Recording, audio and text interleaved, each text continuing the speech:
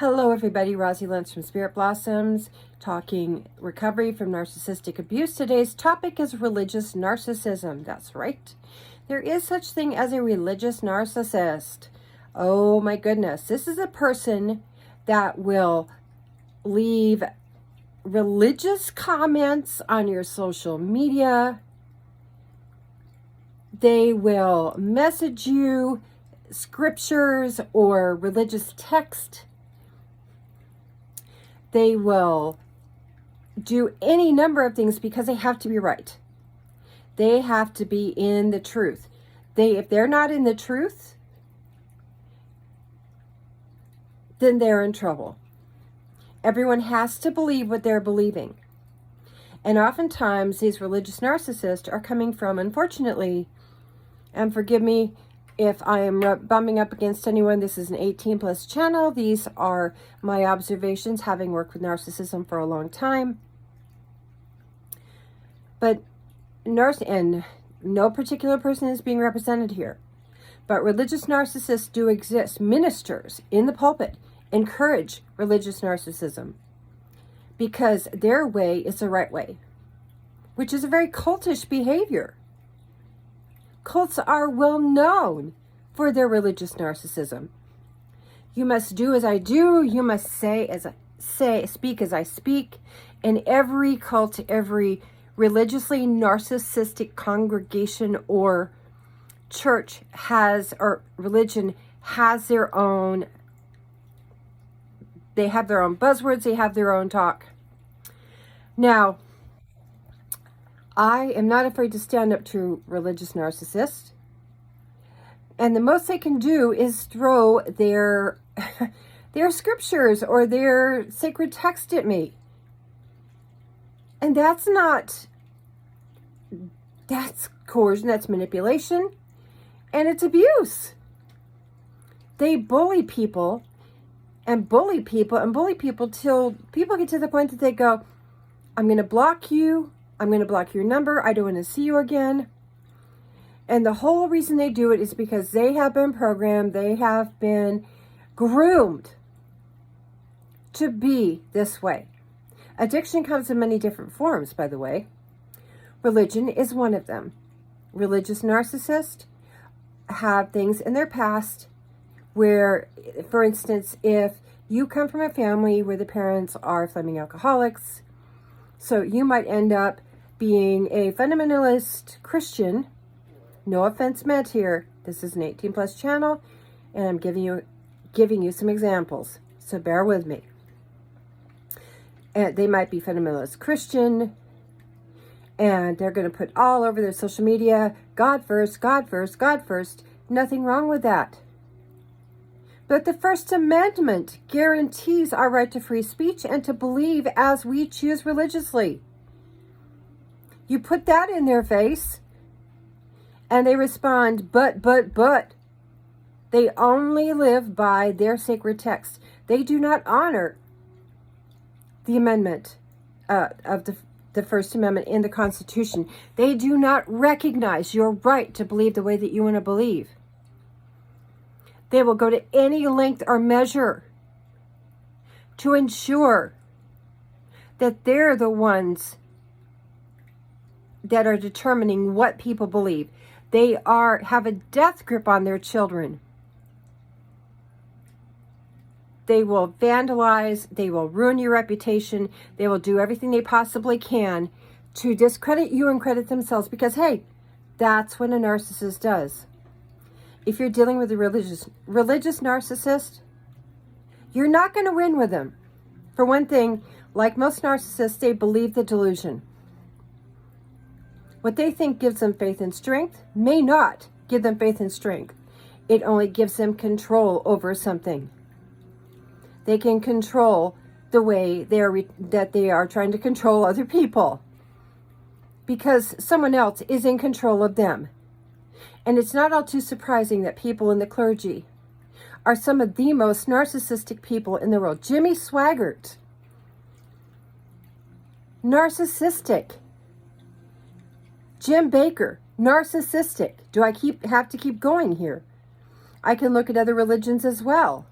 But what I'm saying is that religious narcissists are persistent.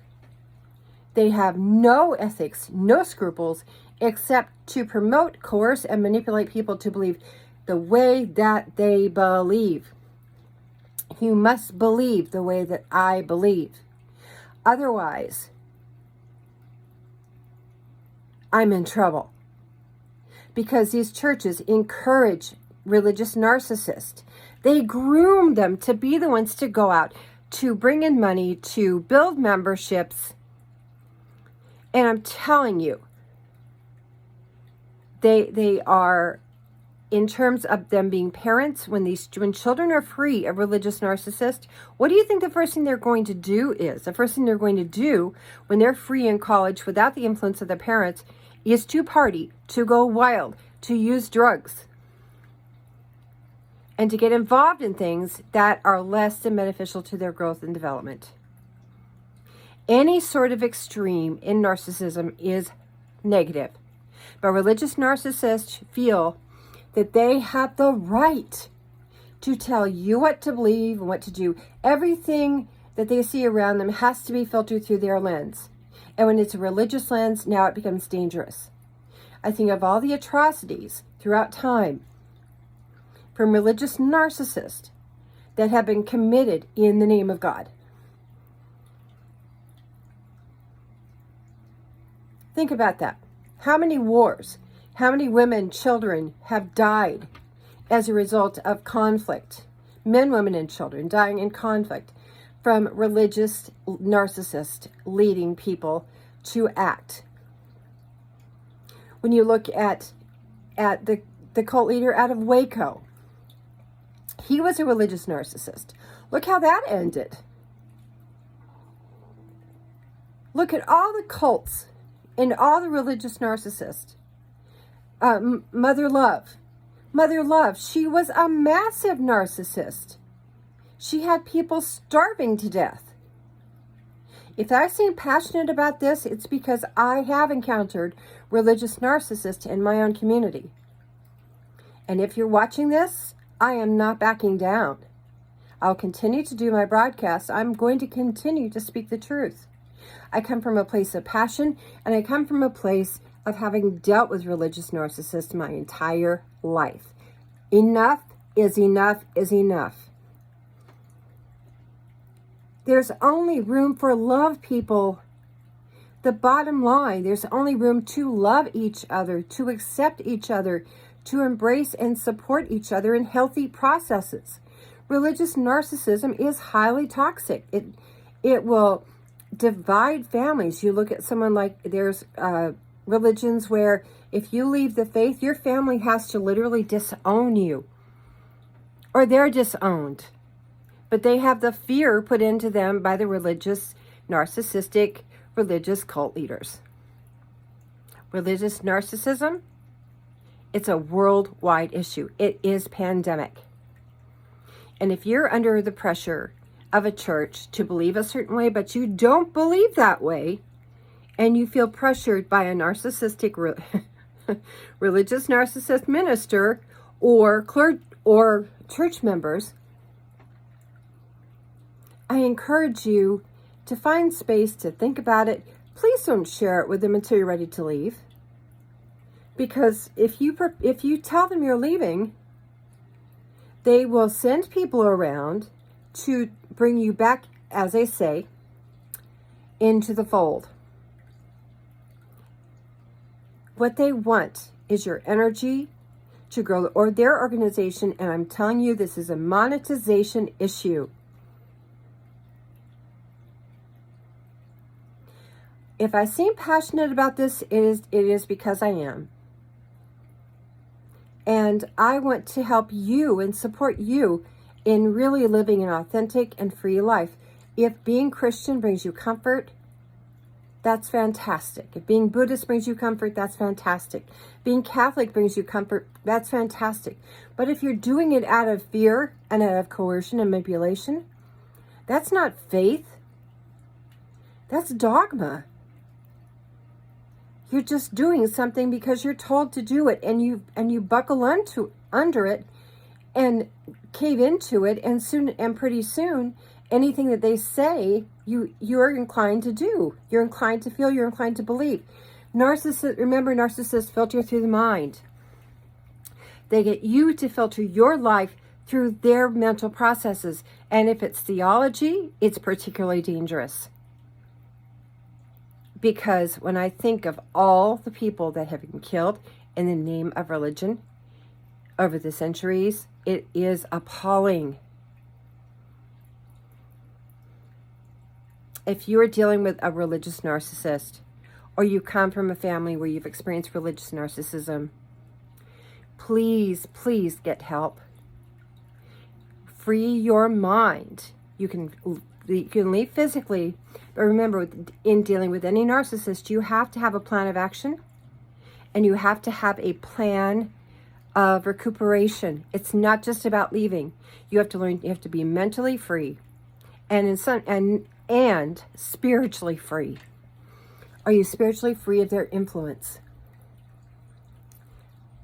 Dear ones, wake up, smell the coffee.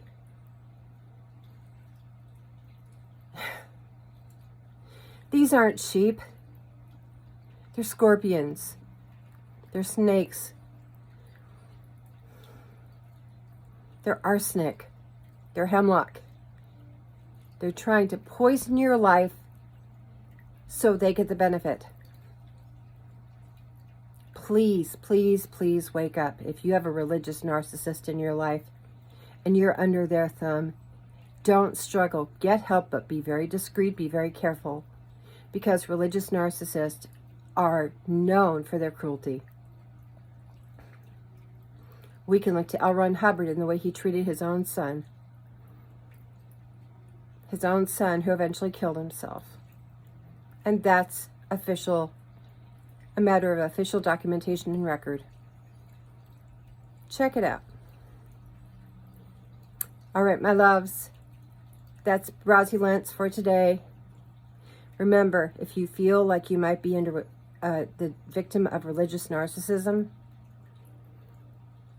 you can be free, but you have to free your mind as well. Please don't struggle alone. You're amazing. Look how far you've come. The fact that you're watching this, I will remind you, this is 18 and over. This is not for children. And the content sometimes is a little spicy, but it is because I am determined to spread the good word that you can be free of narcissism and you can thrive and shine and grow. Me to you. Blessings, my dear ones.